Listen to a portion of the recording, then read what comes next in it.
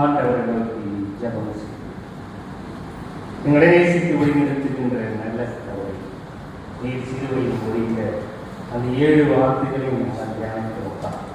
ஆண்டவரே, அந்த சிலுவையில் முடிந்த வார்த்தைகளை நாங்கள் தியானிக்கும் போது எங்களையே ஆண்டவரை நாங்கள் தியானித்தவர்களாய், எங்களையே நாங்கள் உணர்ந்தவர்களாய் அந்த சிலுவையை நோக்கி பார்க்க பேசுங்க. நாங்கள் இயேசுவின் நாமத்தில் செபிக்கிறோம் நல்ல பிதாவே. ஆண்டவராகிய இயேசு கிறிஸ்து சிலுவையில் முடிந்த 2ஆம் வார்த்தை, அது லூக்கா 23ஆம் அதிகாரம் 42, 43 வசனம். இயேசுவை நோக்கி, ஆண்டவரே, நீர் உம்முடைய ராஜ்யத்தில் வரும்போது அடியானை நினைத்தருளும் என்றான். இயேசு அவனை நோக்கி, இன்றைக்கு நீ என்னோடு கூட பரதேசில் இருப்பாய் என்று மெய்யாகவே உனக்கு சொல்லுகிறேன் என்றார். ஆண்டவர் படித்த 2ஆம் வார்த்தை, இயேசு அவனை நோக்கி, இன்றைக்கு நீ என்னோடு கூட பரதேசில் இருப்பாய் என்று மெய்யாகவே உனக்கு சொல்லுகிறேன். ஆண்டவர் அந்த கல்வனை பார்த்து, குற்றவாளிகளாகிய ஒருவனை பார்த்து சொல்லுகிற அந்த வார்த்தைக்கு இப்போ அந்த குற்றவாளிகிட்ட இருந்த 3 குணாதிசயங்களை மாத்திரம் நாம் சிந்திக்கணும். கடவுள் ஏன் அந்த குற்றவாளியை ஒருவனை பார்த்து இப்படி அவர் சொல்லணும்? அந்த மனிதரிடத்தில் இருந்த 3 குணாதிசயங்களை மாத்திரம் இன்னைக்கான நாம் சிந்திக்கணும். 1, நல்லவரை நோக்கி பார்த்தார். ஆண்டவர் சொல்றாரு, இன்னைக்கு என்னோடு கூட நீ பரதேசில் இருப்பாய்ன்னு சொல்றாரு.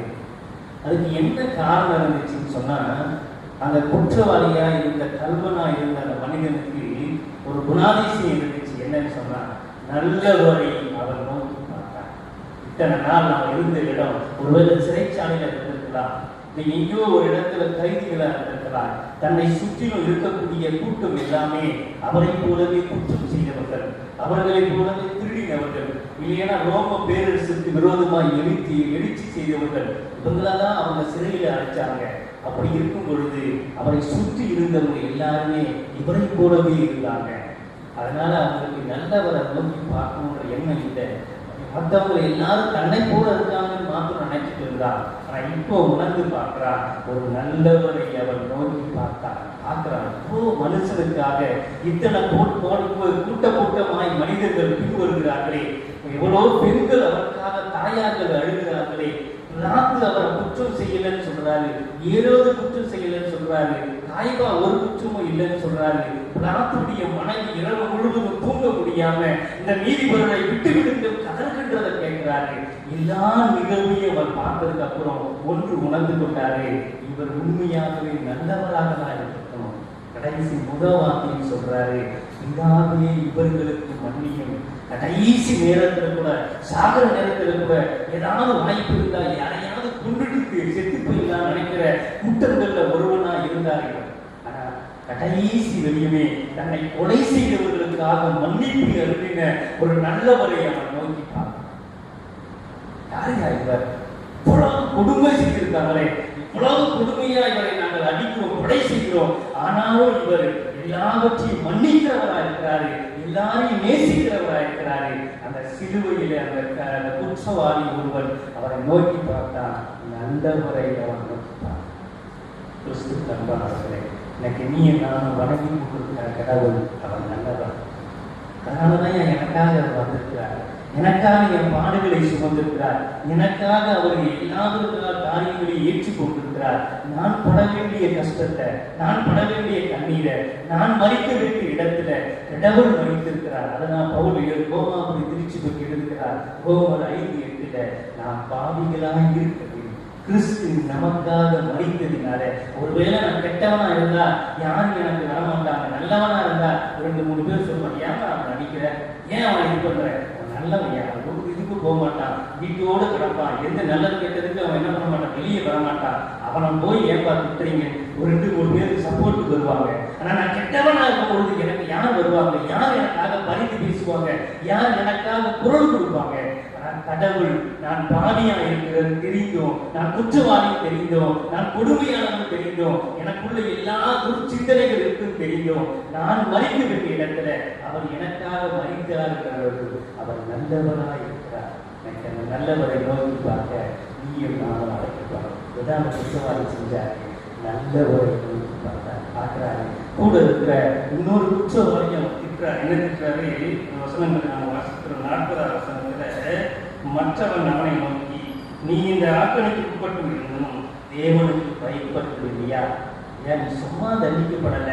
இந்த ஆக்கணை உனக்கு கொடுக்கிற அளவுக்கு நீ குற்றம் செய்திருக்கிற, இந்த தண்டனை கொடுக்கிற அளவுக்கு நீ குற்றம் செய்திருக்கிற, இவ்வளோ கொடுமை செய்ததுனாலதான் உனக்கு சிலுவையை கொடுத்திருக்காங்க. உனக்கு பயம் இல்லையா? கடைசி நேரத்துல நீ இருக்கிறியே, உயிர் போற நேரத்துல இருக்கிறியே, இன்னும் நீ கடவுளுக்கு பயப்படலையான்னு சொல்லும் பொழுது அவனுடைய அந்த குணத்தை நம்ம பார்க்கணும். நல்லவரை அவன் நோக்கி பார்க்கணும். யாரை பார்க்கணும்? ஆண்டவர் ஏன் கேட்கிறோம்? ஆண்டவர்கிட்ட வந்து அது கிடைக்குமே, இது கிடைக்கும், அது கிடைக்கும் இல்லை. அவர் நல்லவராக இருக்கிறார். அவரை தேடுகின்ற பிள்ளைகளும் நாம் நல்லவர்களாக ஆண்டவரை. இரண்டாவது கரைக்கு நல்லதுக்காக அவரை நோக்கி பார்த்தார். ஏன் நோக்கி பார்த்தா? நல்லதுக்காக நோக்கி பார்த்தா.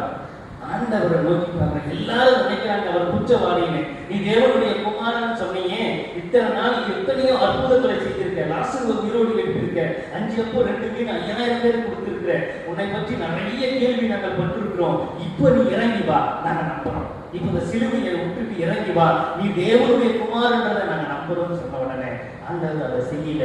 அதையும் அவர் ஏற்றுக்கொண்டார். எல்லாத்தையும் அவர் ஏற்றுக்கொண்டு இருக்கும் பொழுது நம்ம பார்க்கிறார், இவ்வளவு நல்லவரா இருக்கிறாரு, இவர்கிட்ட நாம போகணும்னு சொன்னா நிச்சயம் நன்மை கிடைக்கும் சொல்றாரு.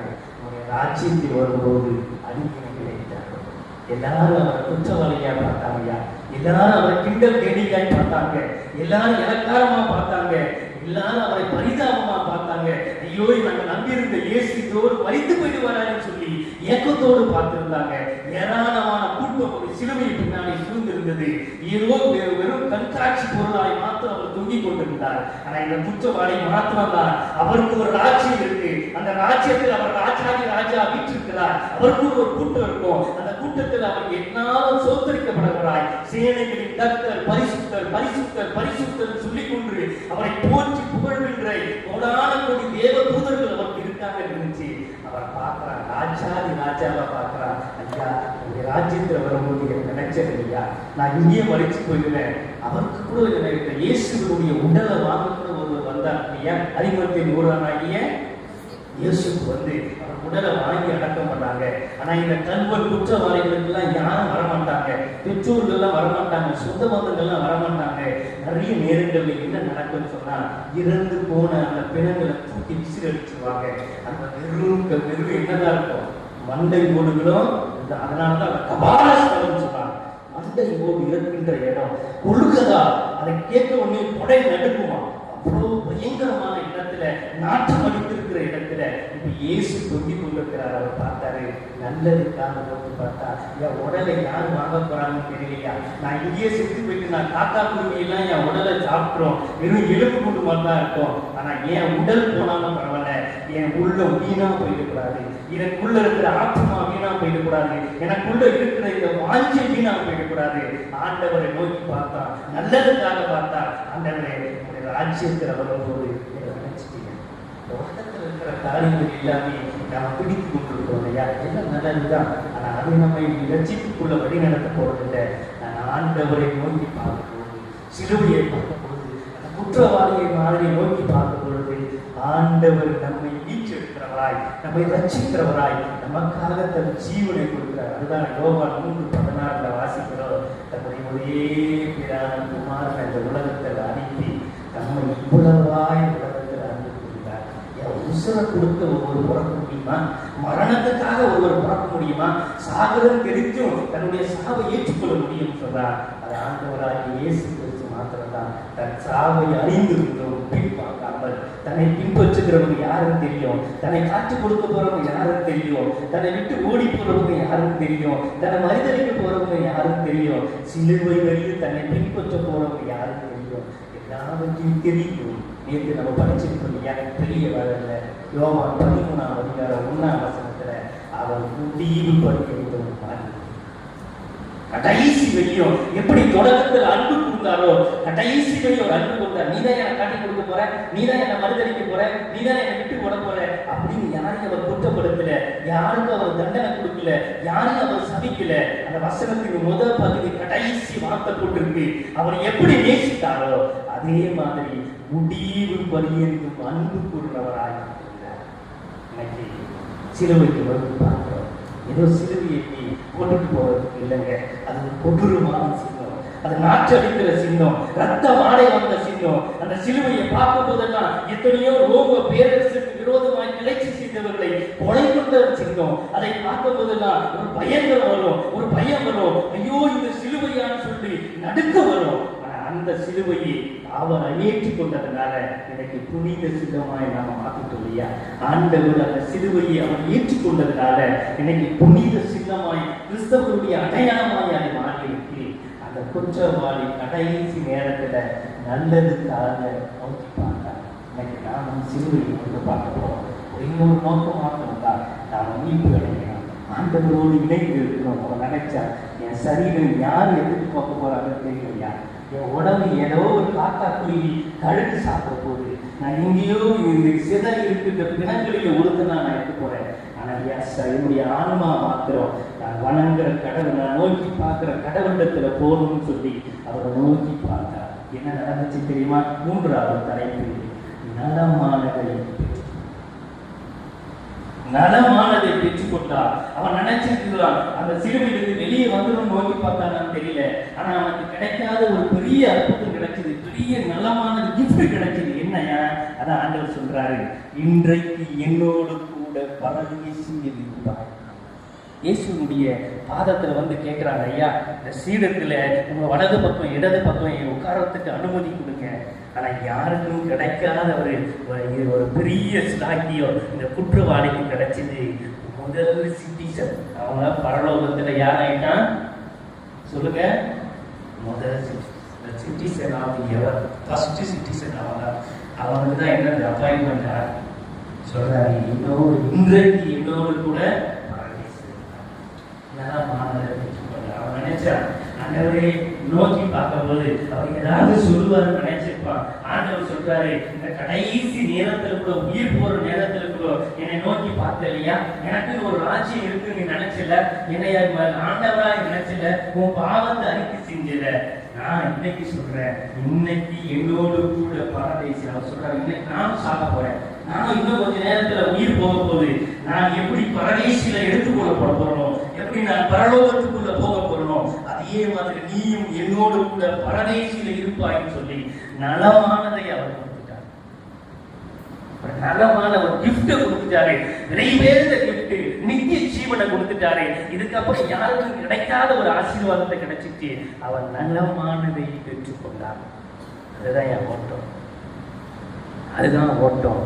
ஏதோ பாரம்பரியத்துக்காக இல்லை, ஏதோ கடமைக்காக இல்லை, ஏதோ பெரிய வெள்ளிக்கிழமை இயேசு மரித்துட்டாருன்னு அழுதுட்டு போறதுக்காக இல்லை. இயேசு எனக்காக மரித்திருக்கிறார், என் பாவத்துக்காக மரித்திருக்கிறார், என் அக்கிரமத்துக்காக மரித்திருக்கிறார். நோக்கம் ஒன்று மாத்திரம்தான். யோவான் 3:16, மத்தேயு 1:21, இதோ சகல பாவங்களினுடைய ஜனங்களினுடைய பாவங்களை நீக்கி அவர் நம்மை ரட்சிக்கிறவராக இருக்கிறார். ஒரே ஒரு வாய்ப்பு மாத்திரம்தான். நம்மை ரட்சிக்க நீக்க கடவுள் இந்த உலகத்துக்குள்ள வந்திருக்கிறாங்க. அந்த ரட்சிப்பை பெற்றுக் கொண்டவர்களாய் நான் கடந்து எனக்கு அதுதான் வேணும். அந்த ரட்சிப்பு மாத்திரம் நான் பெற்றுட்டேன்னு சொன்னா மற்றது எல்லாம் இல்லை. முதலாவது தேவனுடைய ராஜ்யத்தையும் நீதியும் தேடுங்கள், அப்போது இவைகள் எல்லாம் உங்களுக்கு கூட கொடுக்கப்படும் சொல்றாரு. நான் பிரயாசப்படுற பிரயாசம் எல்லாம் மீறியா? ஒரே ஒரு காரியம் மாத்திரம்தான். நான் ஆண்டவரோடு இணைந்திருக்கிற இணைப்பை, அந்த ரட்சிப்பை, அந்த மீட்பை நான் பெற்றுக்கொண்டுட்டேன்னு சொன்னா அதை விட வேற எதுவும் அந்த மனுஷன் உணர்ந்தா இன்னும் கொஞ்ச நேரத்துல என் உயிர் போக போகுது, இன்னும் கொஞ்ச நேரத்துல என் உயிர் போக போகுது, எங்கேயோ கழுகுக்கும் பறவைகளுக்கும் என் உடல் போக போகுது. ஆனா என் ஆன்மா, என் சாரி, என் உனக்குள்ள இருக்கக்கூடிய அந்த வாஞ்ச என் உள்ளத்துல அந்த ஆண்டவரை நான் ஏற்றுக்கொள்ளுன்னு சொன்னா அவரோடு ராஜ்யத்துல நானும் இருப்பேன் அவன் நம்பினார். அதனாலதான் 3வது தலைக்கு நலமானதை அவன் பெற்றுக்கொண்டார். இருக்கிற இடத்துல கண்கள் ஊட்டி அந்த கண்வனை போல, அந்த குற்றவாளியை போல ஆண்டவரை நான் நோக்கித்தான். இன்னொரு வாய்ப்பு கிடைக்காதுல்ல, இன்னொரு பெரிய வெள்ளிக்கிழமை வரும், அன்னைக்கு நான் மனமாறிடுவது நினைக்க வேண்டாம். நாளை என்பது ஒரு கருத்தில் இல்லை, என் கருத்தில் இல்லை. அடுத்த நொடி என்பது நம்ம கருத்தில் இல்லை. அந்த குற்றவாளி யோசித்து பார்த்தா, இன்னும் ஒரு சில மணி துணிகளை நான் மறித்து போயிட்டு போறேன், இன்னும் ஒரு சில நேரங்களில் என் உயிர் போகும்போது நான் எங்கேயோ போய் நான் குற்றவாளியாகவே நான் சாகணுமா? ஏன் இந்த ஆண்டவரை நான் நோக்கி பார்க்க மறந்துட்டேன்? இப்பேற்பட்ட நல்லவரை இத்தனை வருஷமா நான் ஏன் இழந்துட்டேன்? எத்தனையோ காரியத்துல குற்றவாளியாய் திருடனாய் ஏதோ ஒரு பெரிய குற்றத்துக்காக மரண தண்டையில் இருக்கிறான். யோசித்து பார்த்தா இவ்வளோ பெரிய குற்றத்தை நான் செஞ்சுட்டேனே, இந்த நல்லவரை நான் விட்டுட்டேன். ஒரு வருஷத்துல 52 வாரமா இத்தனை வெள்ளிக்கிழமை ஆராதனை, எத்தனை வாசத்துல செய்தி, எத்தனை ஒழுக்க கூட்டம். இன்னொரு நாள் வராது, இன்னொரு நேரம் வராது, இன்னொரு பெரிய வெளி வராது. ஆண்டவரை நோக்கி பார்த்து அவரது சமூகத்துல நம்ம ஒப்பு கொடுக்கும் போது அந்த கல்வனுக்கு கடைசி நேரத்தில் அந்த கல்வனுக்கு ஒரு நலமானதை நம்ம பெற்றுக் கொண்டோம்னா திருப்பி போறார். ஒரே ஒரு சிறுவனை நோக்கி பாருங்க, இருக்கிற கல்வனை பாருங்க. அந்த கல்வனுக்கு கிடைச்ச கிருபை கூட எனக்கு கிடைக்காதா? அந்த கல்வனுக்கு கிடைச்ச தயவு கூட எனக்கு கிடைக்காதா? அந்த கல்வனுக்கு அந்த குற்றவாளிக்கு கிடைச்ச கடைசி வாய்ப்பு கூட எனக்கு கிடைக்காதான்னு சொல்லி நம்ம நாம் நோக்கி பார்க்கும்போது ஆண்டவருடைய பாவங்களை மன்னிக்கிறவரா, குற்றங்களை மன்னிக்கிறவரா, நீ ஆண்டவரை ஏற்றுக்கொள்ளும் போது நீயும் பரதேசிக்கு ஒருவராய் மாறும், நீயும் பரலோகத்தினுடைய குடிமகனாய் மாற முடியும். இருக்கிற இடத்துல இன்னொரு நாள் வராதுமா, இன்னொரு நாள் வராதியா, இன்னொரு நேரம் வராது. கடவுளுக்கு எனக்கு நாள் இருக்கிறார். அந்த குற்றவாளி நினைச்சு பார்த்தாங்க, எனக்கு நாம பார்க்க போறோம். சிறுவனை நோக்கி பாருங்க, சிறுவனை நோக்கி பாருங்க, சிறுவன் இருக்கிற இயேசுவை பாருங்க. மறைச்சிருக்கிறாரு, என் பாவத்துக்காக மறைச்சிருக்கிறாரு, என் அக்கிரமத்துக்காக மறைச்சிருக்கிறாரு. நான் சாக வேண்டிய இடத்துல அவர் சாகுறாரு. இன்னைக்கு ஒரு ஆயரா நான் நிற்கிறேன், ஒரு உபதேசியா நான் நிற்கிறேன், இந்த திருச்சபையில செயலரா, பொருளரா, அங்கத்தினரா, ஏதோ ஒரு இடத்துல நான் நின்று கொண்டிருக்கிறேன்னு சொன்னா எனக்காக ஜீவனை கொடுத்த இயேசுடைய அன்பு இல்லையா? அவர் எனக்காக மரித்தார் இல்லையா? அவருடைய கிருபையை ஏற்றுக் கொண்டிருக்கு இல்லையா? கிருபையை, அந்த ரட்சிப்பை நான் உணர்ந்தவர்களாய் என்னையே அவரிடத்தில் நான் ஒப்புக் கொடுத்து ஒரே எங்களை நேசித்து வழிநடத்துகிற நல்ல சமூகத்தின் நேராக அந்த குற்றவாளிக்கு இறங்குறது கூட எங்களுக்கு இறங்கும். அந்த கடைசி நேரத்தில் அந்த கல்வனுக்கு இறங்குறீங்களே, அதே மாதிரி எங்களுக்கு இறங்குங்க. உடைய பாதத்துல ஓடி வந்திருக்கோம். நாங்கள் தெரிஞ்சும் தெரியாமல் செய்த குற்றங்களை மன்னித்து எங்களை ஏற்றுக்கொள்ளும். சமூகத்தில் வந்திருக்கிற அந்தவரே எங்களை நீங்கள் மன்னிக்கும்படியாக சொல்லிக்கிறோம். எங்களுக்காக நீ பிதாவிடத்தில் வேண்டிக் கொண்டீங்க. ஒரு குற்றமும் செய்யல, என்ன செய்யலன்னு தெரியாமலே செய்து கொண்டிருக்காங்க. யாரை கொலை செய்யறன்னு தெரியாமலே கொலை செய்து கொண்டிருக்கிறாங்க. யாருக்காக இவங்க எதிர்பார்த்த மேசியாவை எதிர்பார்த்தாங்களோ அந்த மேசியாவையே கொண்டு கொண்டிருக்கிறாங்க. இவங்களுக்கு எதுவுமே தெரியலன்னு சொல்லி அந்த பிதாவிடத்தில் தெரியாமலே நாங்க பாவம் செய்யறவரா, நாங்க என்ன பேசுறோம் தெரியாம பேசிட்டு இருக்கிறோம், என்ன செய்யறோம் தெரியாம மற்றவங்களுக்கு விரோதமா செய்து கொண்டிருக்கிறோம். அந்தவே எங்களை மன்னிக்கப்பா, உங்கள் பிள்ளைகளா எங்களை மாற்றுங்க. ஒரு சமூகத்தில் நாங்கள் ஓடி கொண்டிருக்கிறோம், எங்களை ஏற்றுக்கொள்ளுங்க. ஒரு பரதேசியில பரலோகத்துல எங்களையும் ஒரு ஆண்டவரை அங்கத்தினரா நீங்க ஏற்றுக்கொள்ள முடியாது. நசரேயனாகிய இயேசு பற்றி நல்ல